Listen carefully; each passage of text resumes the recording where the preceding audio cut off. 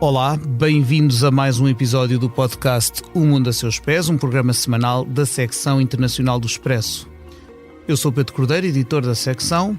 Estamos a gravar na sexta-feira, 2 de fevereiro de 2024 e o assunto deste episódio é a Ucrânia e a ajuda que ela está a receber ou não dos dois lados do Atlântico. São meus convidados dois camaradas da secção internacional, a Ana França. Olá, Ana. Olá. E o Hélder Gomes. Viva, Hélder. Olá, olá. A edição técnica deste episódio cabe ao Tomás Delfim, a quem agradeço. E vamos começar num momento em que, após longo braço de ferro, o primeiro-ministro da Hungria, Viktor Orbán, acabou por ceder às pressões dos seus parceiros da União Europeia e levantar o veto que manteve ao longo de semanas a um pacote de ajuda para a Ucrânia por parte da União Europeia no valor de 50 mil milhões de euros.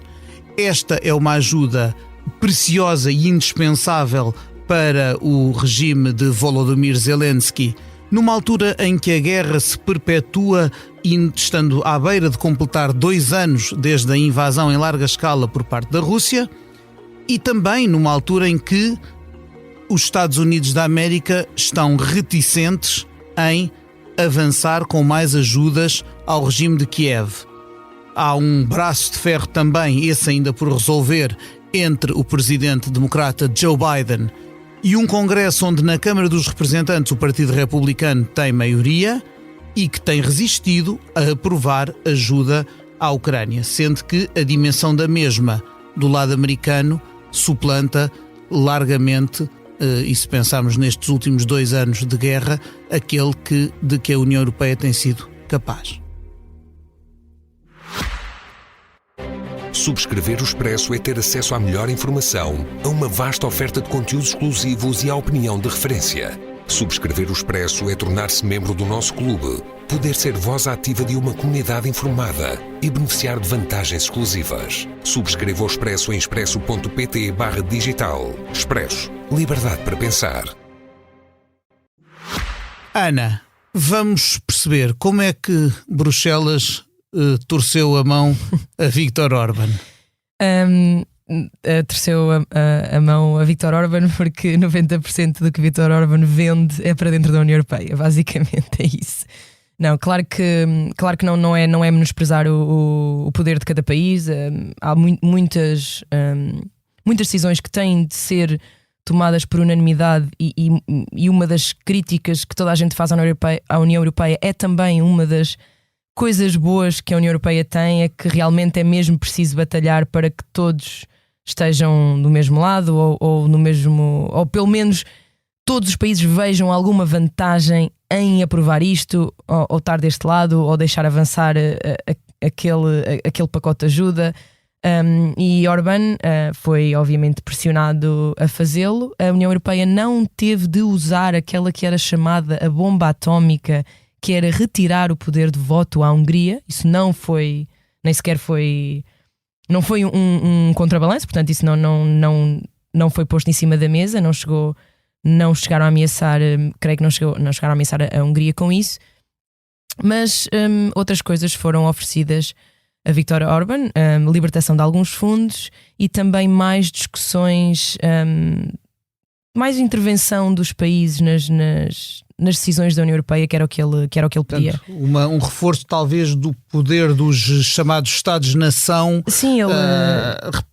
parece haver uma visão em Orbán e em outros dirigentes europeus que às vezes a quem chamamos eurocéticos ou nacionalistas. Penso em nomes como o eslovaco Robert Fico, por exemplo, que longe de quererem sair da União Europeia, isso foi até porque as suas populações não querem de todo isso. As suas populações não querem, e o Brexit serviu um bocadinho de vacina para tudo isso. Nós vimos os eurocéticos, sejam eles governantes como Orbán ou sejam políticos de longa data como Marine Le Pen em França, vimos-los passar de um discurso de saída da União Europeia para um discurso mais de mudar a União Europeia por dentro e mudá-la devolvendo poderes aos Estados-nação. Sim, Orbán disse isso ontem, não é? No fim da reunião. Conseguiu Orbán algo de palpável neste braço de ferro?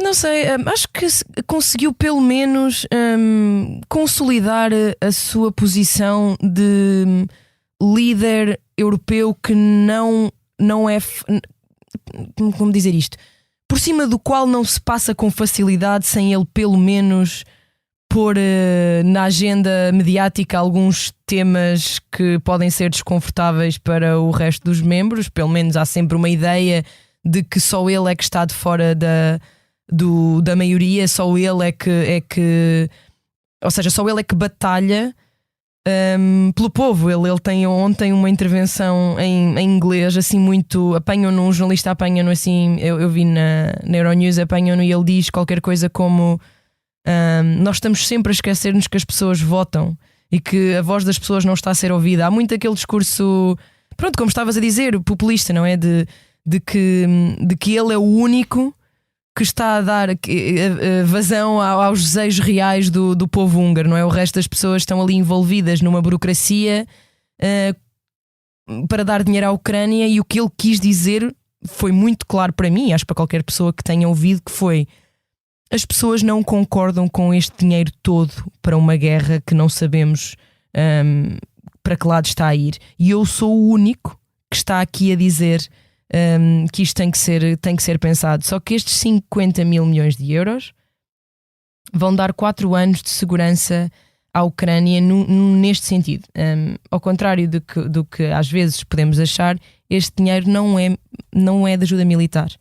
Este dinheiro vai ser usado para manter o governo a funcionar e os serviços públicos, portanto médicos, escolas, estradas, a eletricidade de cada edifício, os passaportes que são tirados, literalmente todo o edifício estatal de um país precisa de dinheiro para funcionar. Professores, universidades públicas, tudo, não é?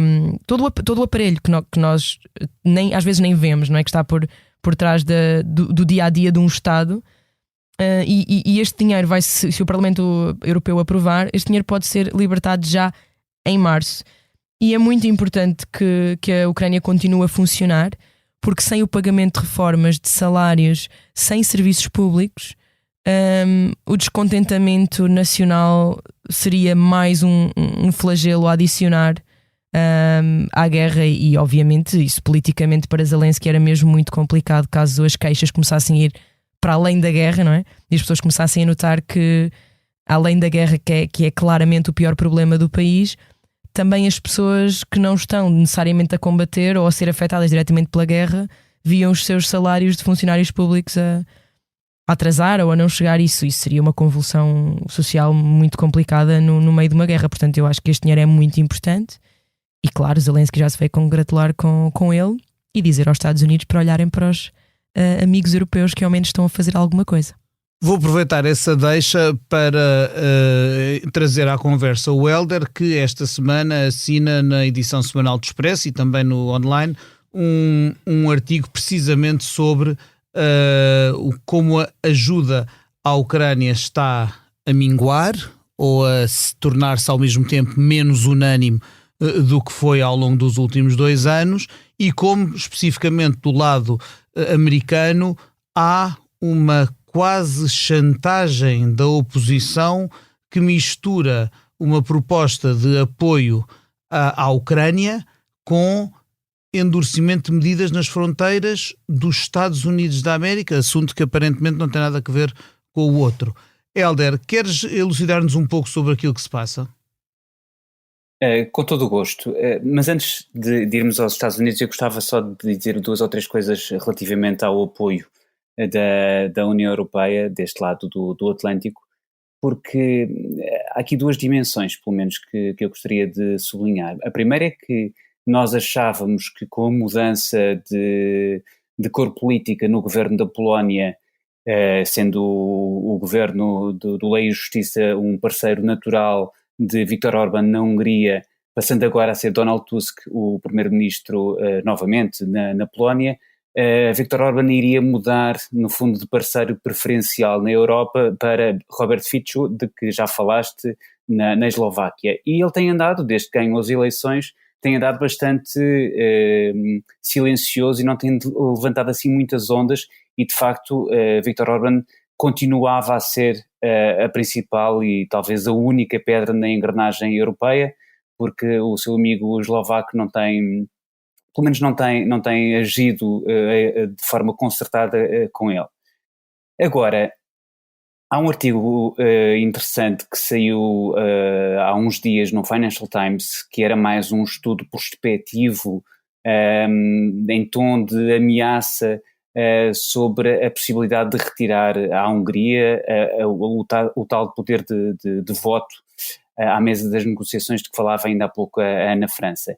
E, confirmando-se ou não, aquilo acaba por ser uma ameaça que poderia até não ser depois concretizada e não passar de uma prospeção, mas dá um sinal importante para Budapeste de que não pode fazer tudo e também não pode repetir o número que aconteceu no Conselho Europeu do final do ano passado, que é convidar o Sr. Orbán ou concertar a 27 que ele a dada altura da votação sai para não perder a face.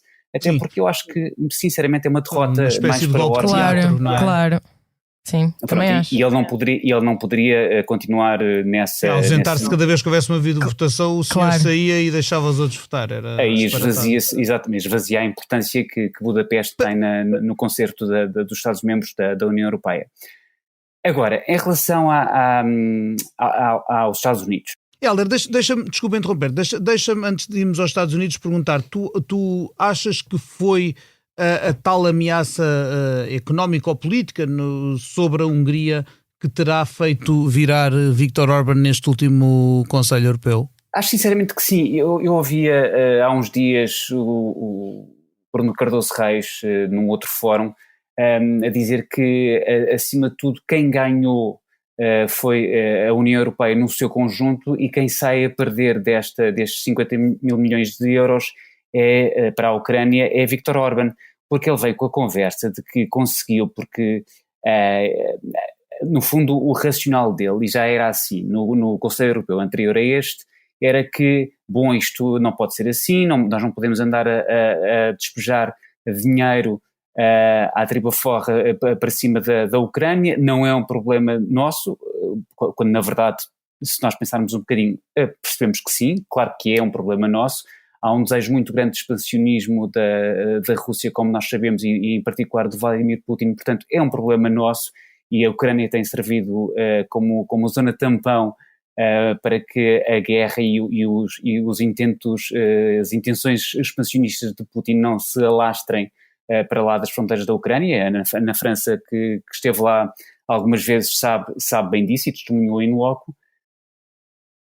Portanto, havia aquele mecanismo que ele queria implementar e que por estes dias, já depois da decisão do Conselho Europeu, acabou por dizer que conseguiu, que há aqui uma dimensão de acompanhamento a par e passo do dinheiro que nós vamos desembolsar para a Ucrânia. Tipo uma comissão de avaliação, não é? Assim uma coisa, um painel de avaliação, não é? Do dinheiro investido. Sim. Pronto, ou seja, dessa forma Viktor Orbán consegue internamente salvar a face, no sentido em que parece que pode passar a imagem aos seus eleitores, aos húngaros, de que bateu o pé e conseguiu o que ele queria.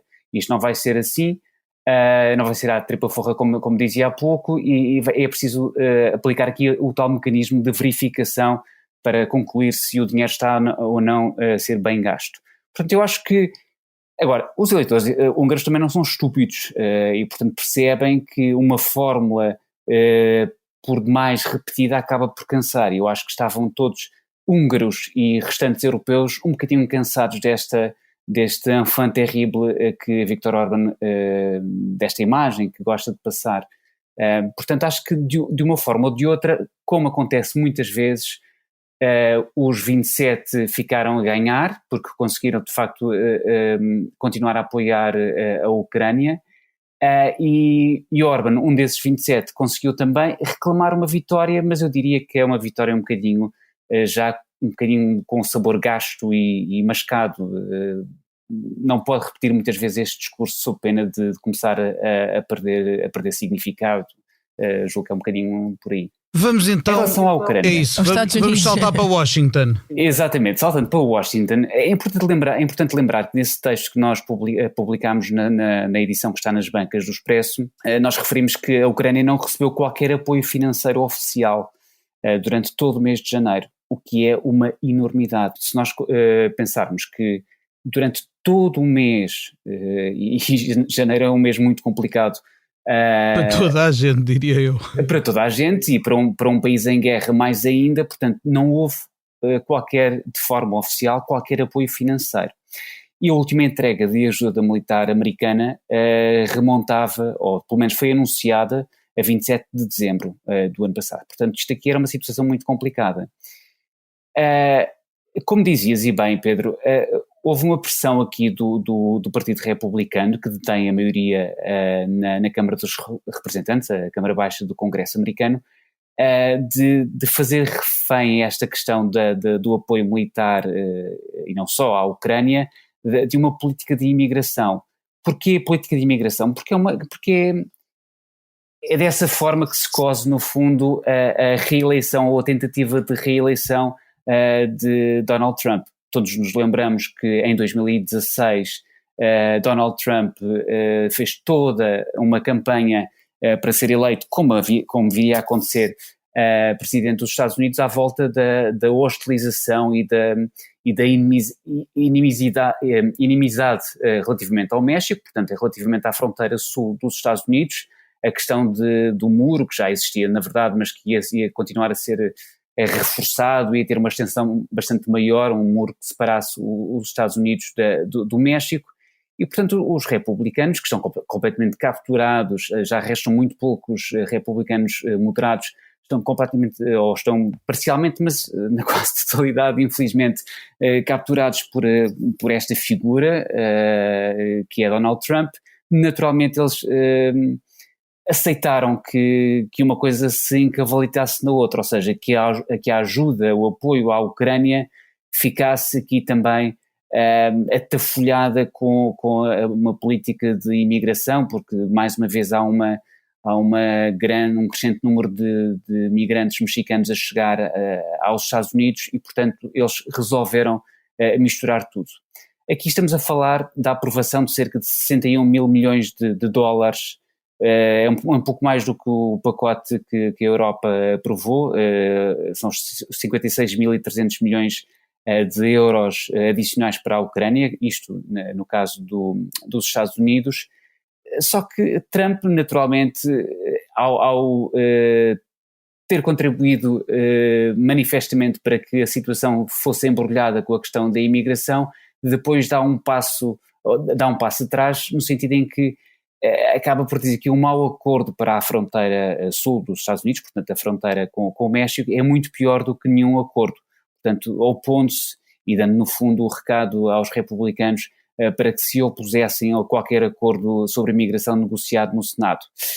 É importante aqui lembrar que se Trump permitisse que Biden sacasse um bom acordo sobre a imigração no Congresso, isso seria um trunfo para Biden, que Trump não quer ainda que seja jogado, porque quer levar até às eleições de novembro. Porque ainda por cima é um trunfo que fala para um tema muito caro aos potenciais eleitores de Donald Trump. É isso mesmo, e portanto, se esse trunfo é desperdiçado nas mãos do presidente democrata, que a propósito também irá concorrer, será a indicação do Partido Democrata para um rematch entre Biden e Trump em novembro, naturalmente que este trunfo a ser jogado é para ser jogado por Trump e não por Biden. Portanto, Trump nunca iria aceitar que isso acontecesse. Portanto, estamos por estes dias, na altura em que isto for para o ar, estamos no início de uma semana em que poderá haver alguma decisão vinda do Congresso. Há sinais contraditórios. Um alto responsável próximo de Biden está esperançoso. Diz-se muito confiante, é verdade. Diz-se muito confiante de que possa haver acordo. É importante esta questão de sublinhar esta questão dos Estados Unidos serem o principal fornecedor de equipamento militar à Ucrânia, na sua resistência à invasão russa.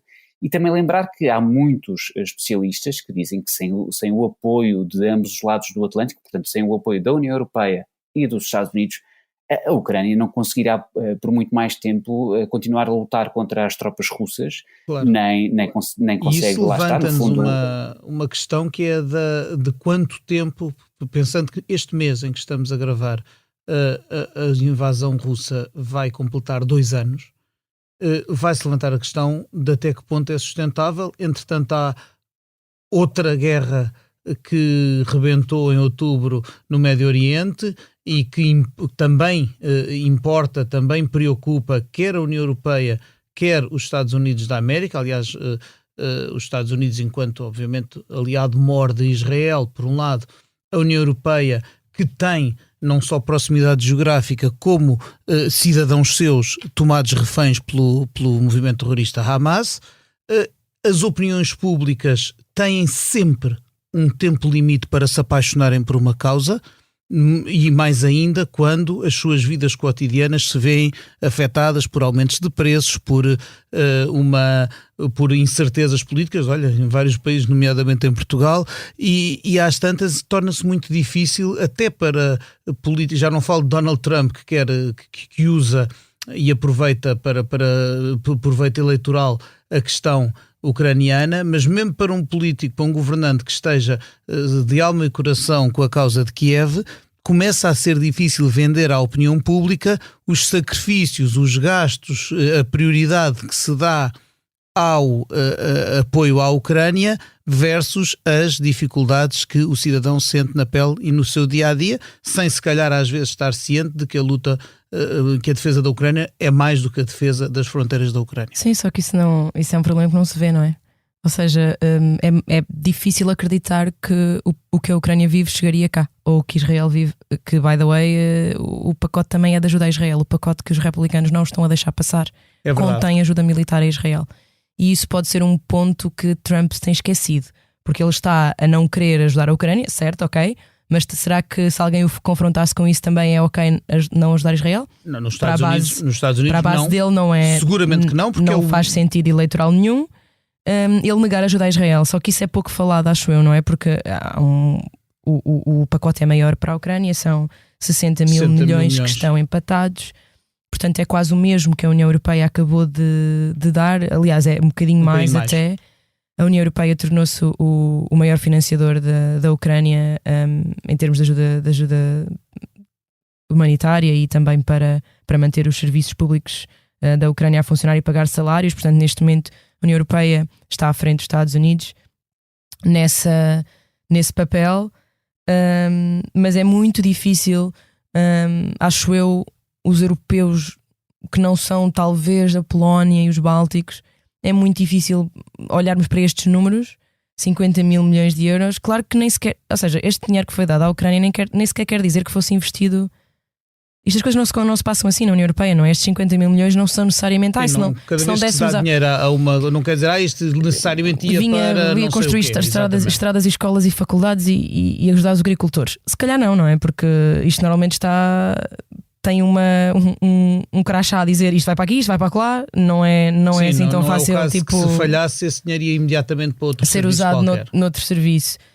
Só que o que fica na cabeça das pessoas, e isso é completamente compreensível, é que isto é mesmo muito, muito dinheiro. E depois não vemos, ou seja, há muitos meses, já há um ano ou um ano e qualquer coisa, que já não há uma vitória ucraniana que nos faça pensar, ok, o dinheiro está a ser investido em ajuda militar, ajuda humanitária, mas eles estão realmente a conquistar território aos russos. Kherson e Kharkiv foram as últimas conquistas da Ucrânia há muito tempo, uma em setembro de 2022 e Kherson em novembro, portanto há muito tempo que ambas há mais de um ano que já os frutos visíveis deste investimento já começam a desaparecer da memória das pessoas. Sim, 2023 a esse nível foi um mês um pouco de estagnação no que diz respeito a avanço e recuos. Nós vemos uns quilómetros para cá, uns quilómetros para lá, falando em trocado em miúdos, mas não vemos realmente nenhum breakthrough, nenhuma conquista, nenhum avanço emblemático que faça acreditar, e entretanto as atenções divergem e há outros assuntos que vão captando a opinião pública. Eu acho que o risco é nós... exato, há outros assuntos e o risco, acho eu também, é que começarmos estas coisas são um bocadinho etéreas, não é? Tipo, o que é ajudar a um país a reconquistar a sua democracia e que efeito é que isso tem nas nossas... são conceitos que não é possível ver de que forma é que eles se aplicam na nossa vida. Quem é que diz que a Ucrânia tornar-se russa, como já foi, ia afetar a democracia em Espanha ou Itália ou Portugal? Quem diz? Isso não é... o comum dos mortais não é tangível. Não estará então, talvez os bálticos, obviamente, que acham que eles iam progredir, mas para nós é uma coisa... os países que sentiram na pele muito longínquo, não é? a agressão russa e a imposição soviética são claramente os mais sensíveis a isso, embora depois, curiosamente, alguns deles, e volto a pensar na Hungria e na Eslováquia, claro, sejam aqueles que dizem não, mas eu não posso estar a dar porque, olha, pensa por exemplo nos produtos agrícolas. Fez-se uma moratória em que se dispensou as exportações agrícolas ucranianas de uma série de requisitos europeus.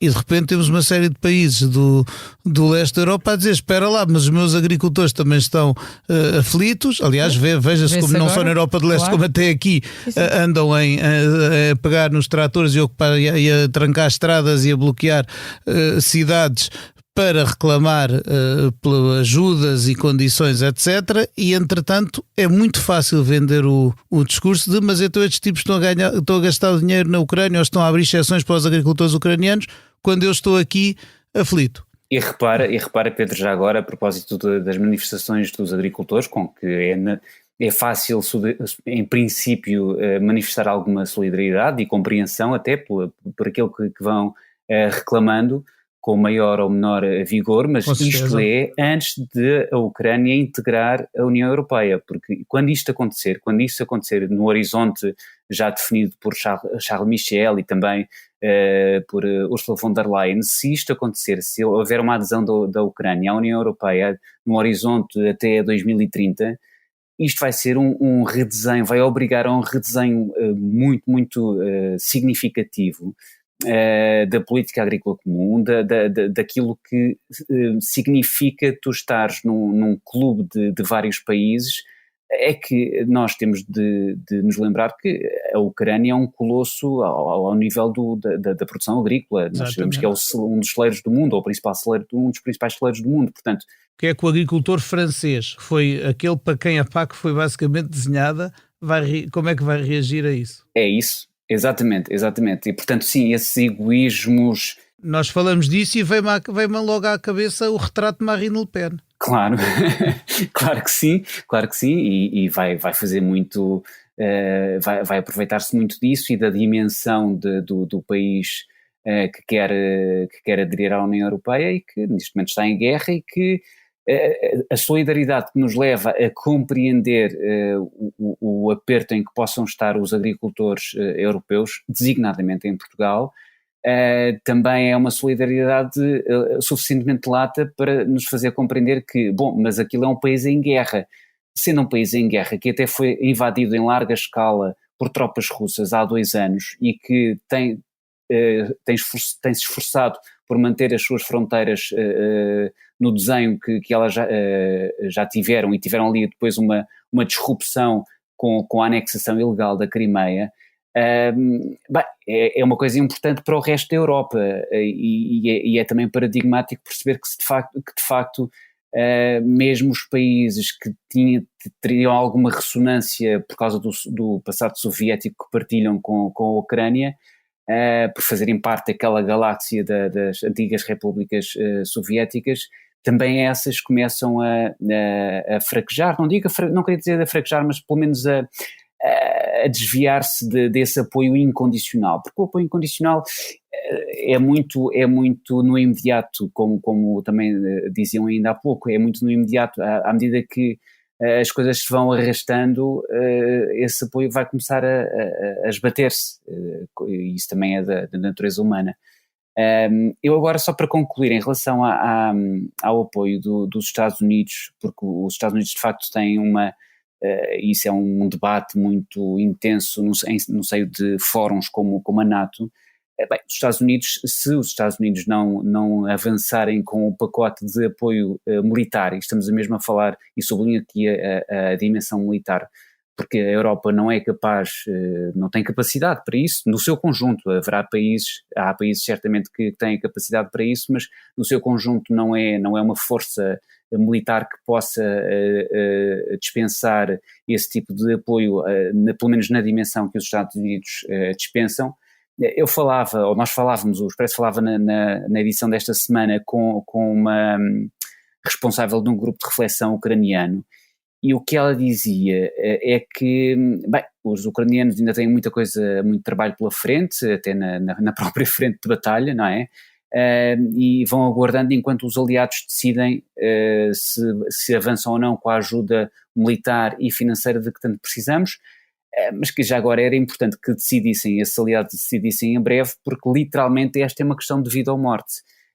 E se outras forças democráticas, ou seja, se os Estados Unidos começam a fraquejar nesse apoio designadamente militar, é importante, dizia ela, que outras forças democráticas, e aqui leia-se naturalmente os aliados europeus, assumam a liderança, porque de cada vez que é necessário aprovar um pacote ou um reforço de apoio militar nos Estados Unidos, é necessário fazer cálculos eleitorais ao nível de, em novembro há eleições, há um rematch Biden-Trump e, portanto, eles vão um e outro, de uma forma mais declarada e até pornográfica do que outro, mas vão, no fundo, fazer depender essa ajuda à Ucrânia de ganhos eleitorais de curto, médio e longo prazo.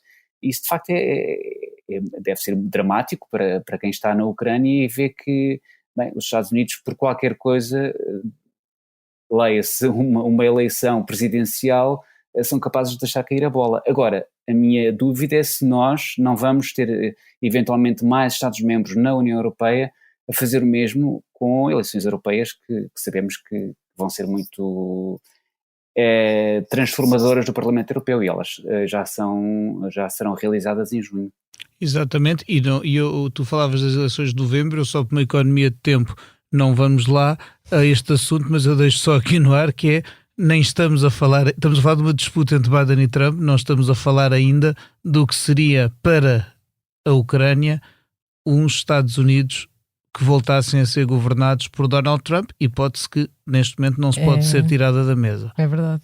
Eu queria só acrescentar uma coisa ao que o Helder disse, que é mesmo muito importante os Estados Unidos estarem a afastar-se ou poderem afastar-se deste tipo de lutas, e a União Europeia não ter capacidade total, uma parte da capacidade terá, porque tem-se mostrado ao nível, não é, do desafio, mas a parte militar, não há comparação até possível. Nós conseguirmos desenvolver uma indústria, que eu acho que isso há planos para isso, e França é um grande defensor disso, porque obviamente a sua indústria militar também já é muito mais desenvolvida do que a da maioria dos países europeus, e existe esse forcing, mas não está a materializar-se. Nós tínhamos uma promessa de entregar 1 milhão de munições à Ucrânia em março, balas para vários tipos de aparelhos militares, para equipamentos, e não vamos conseguir fazer isso porque não os produzimos, não produzimos esse número. Reforçámos a promessa agora numa reunião informal de ministros da Defesa esta semana, e esse alvo reduziu para 500 mil projéteis, né? Portanto, metade. Em março. Não sabemos ainda se isso é possível, mas a questão é que estes atos que nos podem parecer é só dinheiro ou é só diplomacia, ainda vão mostrando um bocadinho a Moscovo que este lado ainda está aqui, não é? Não se deixou cair completamente a Ucrânia, e aquela coisa da fadiga de ajudar a Ucrânia, que Putin continua a dizer que o Ocidente já se cansou, que eventualmente que não vai renovar o envio de dinheiro. Eu acho que é uma mensagem. Se for repetida vezes suficientes, um dia torna-se realidade. Claro, é uma mensagem que eu acho que é importante nós termos passado, até porque Moscou e a sua gigante máquina de propaganda, eles não estão só concentrados na Bielorrússia ou nas comunidades russófonas nos Bálticos. Chega ao sul global, não é? E não sei se é muito bom para o Ocidente deixar de ser conhecido como o bloco que ajuda democracias em todo o mundo. Depois ficávamos aqui mais 3 horas ou 4 ou 5 a falar de Taiwan, não é? Ou seja, há uma data de sítios, não é? Tem que ser outro podcast. Onde a propaganda russa chega e o que eles querem conseguir dizer é: olhem como o Ocidente se está a afastar disto e a lavar as mãos. Ainda não estão a conseguir, porque lá está, há esta probabilidade dos Estados Unidos aprovarem este pacote e a União Europeia tem conseguido step up. É preciso ver que junto dos países do Hemisfério Sul, muitas vezes o próprio Ocidente é visto como: mas quem são estes tipos que já nos colonizaram 500 anos e agora querem vir dar lições de democracia e direitos humanos que depois não praticam em casa muita vez. Exato, e a Rússia está lá para entrar nessas fissuras de confiança no Ocidente como arautos da democracia. A Rússia, e já que estamos já que estamos numa de mencionar assuntos que não são deste podcast, China, Irão, etc., estão aí todos preparados.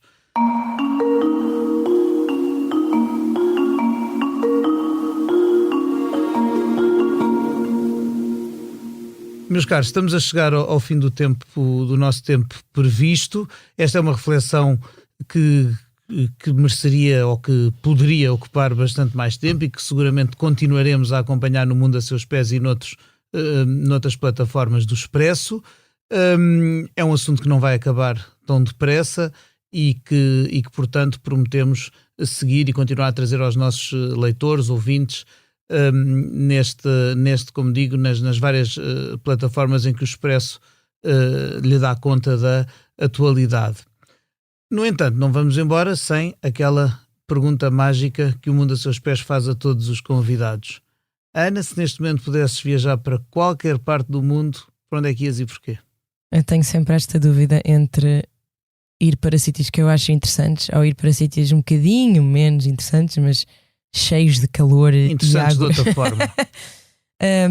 Eu gostava muito de voltar à Ucrânia, talvez não... Claro que eu sei que vou voltar à Ucrânia num dia em que aquilo acabar e tudo isso, para o tipo de festa possível, que pode não ser total, não é? Porque dependendo do que a Ucrânia consiga recuperar ou não, mas fiquei muito ligada ao país e gostava muito de lá regressar nesta comemoração de... Não é uma comemoração, não é? Quando se assinalam os dois anos de guerra, principalmente porque eu gostava de perceber.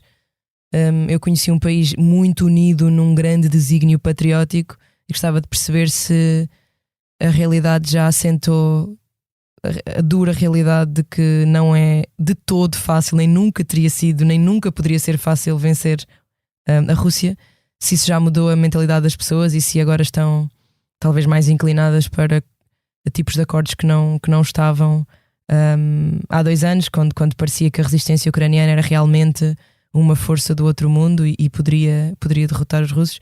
Portanto, basicamente gostava de ir à Ucrânia falar com ucranianos e perceber de que forma é que se calhar a realidade se tornou, não sei, mais pesada, mais triste, menos ideológica, mais não real. É? Menos fantasiosa, no sentido em que na altura era de facto, ou seja, sempre foi, mas não nos pareceu, mas sempre foi uma fantasia conquistar logo tudo o que os russos tinham conquistado, não é? Agora eu pelo menos olho para trás e penso que se calhar fomos um bocadinho ingênuos naquela coisa de querer apoiar um país que claramente estava a ser atacado e dizer que a resistência era incrível, e eles claro que são, mas não era, nunca foi fácil, não é? Nunca ia acontecer se calhar tão rapidamente como achámos, mas pronto, eu acho que ia à Ucrânia. Muito bem. E Hélder, qual era o teu destino? Olha, eu voltaria também a um país onde já fui feliz, quer dizer, as circunstâncias em que a Ana esteve na Ucrânia não foram de grande felicidade, certamente terá havido alguns bons momentos e alguns momentos de felicidade, mas no caso, eu em 2020, por esta altura estava em Myanmar. Um ano depois deu-se um golpe militar, portanto eu no fundo acabei por estar lá naquele curto intervalo de alguma normalidade democrática em que o país não era... De alguma esperança até. Onde havia bastante esperança e sentia-se nas ruas das várias cidades por onde eu fui andando. E um ano depois do meu regresso, portanto fez na semana passada, no primeiro dia de fevereiro, 3 anos, houve um novo golpe militar e a situação está mesmo muito dramática, no sentido em que desde o último trimestre do ano passado, houve ali um empolamento, um robustecimento da oposição aos militares, que envolve grupos políticos da oposição, mas também grupos étnicos, num país predominantemente budista, e alguns focos de resistência contra o exército nacional e, portanto, a junta militar que governa Myanmar há 3 anos. E, portanto, eu gostaria mais de voltar lá, tentar perceber, tentar testemunhar, no fundo, o que se passou neste 3º aniversário do golpe militar, que foi uma greve, um protesto silencioso, em que as ruas, nós olhamos para fotografias de Rangoon, de outras cidades de Myanmar, no primeiro dia deste mês, e o que vemos são militares armados até aos dentes, carros patrulha a circular, uma ou outra pessoa também, civis, mas as imagens remetem-nos muito para cenários de pandemia de Covid-19, porque o protesto foi de tal forma silencioso que chegou a esvaziar muitas das ruas habitualmente muito povoadas de muitas cidades de Myanmar.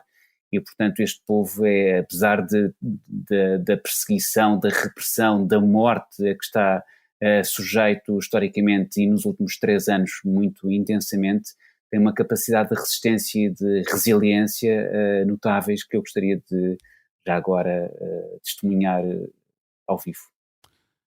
Ora bem, Ucrânia por um lado, Myanmar, antiga Birmânia por outro. São estas as sugestões com que nos despedimos.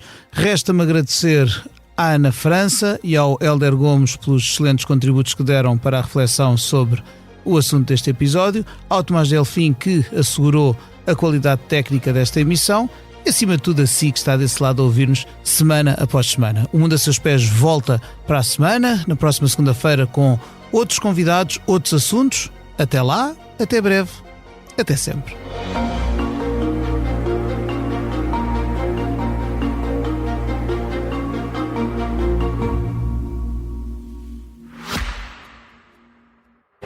Subscrever o Expresso é ter acesso à melhor informação, a uma vasta oferta de conteúdos exclusivos e à opinião de referência. Subscrever o Expresso é tornar-se membro do nosso clube, poder ser voz ativa de uma comunidade informada e beneficiar de vantagens exclusivas. Subscreva o Expresso em expresso.pt/digital. Expresso. Liberdade para pensar.